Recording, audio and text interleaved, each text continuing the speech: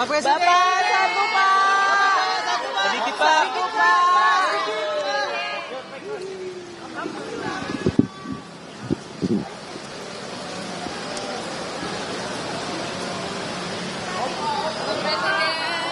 Halo Bapak, sehat Pak.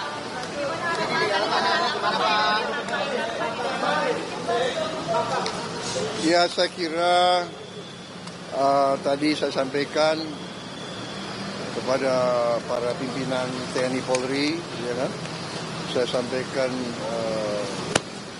peran mereka sangat penting.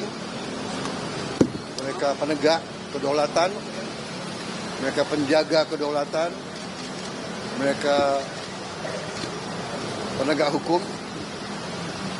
Jadi saya tekankan mereka harus menjadi pemimpin yang baik. Saya ingatkan bahwa mereka diharapkan oleh rakyat. Mereka diberi kepercayaan yang besar oleh rakyat.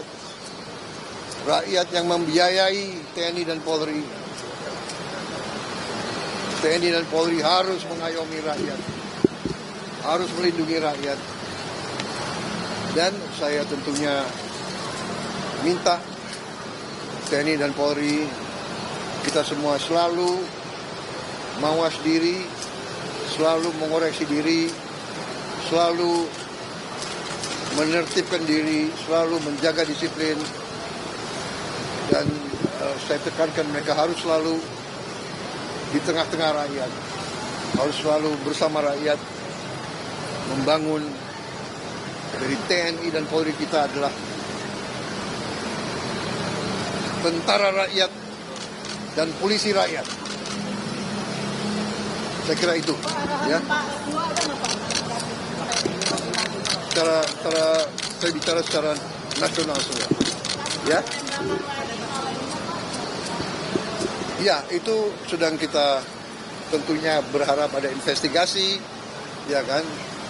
Tapi sekali lagi saya ingatkan bahwa jangan mau ikut-ikut dalam kegiatan ilegal. Kalau nyelundup ke negara asing, risikonya negara asing akan bertindak. Jadi rakyat kita jangan mau dibohongi oleh sindikat-sindikat yang berjanji ini, berjanji itu.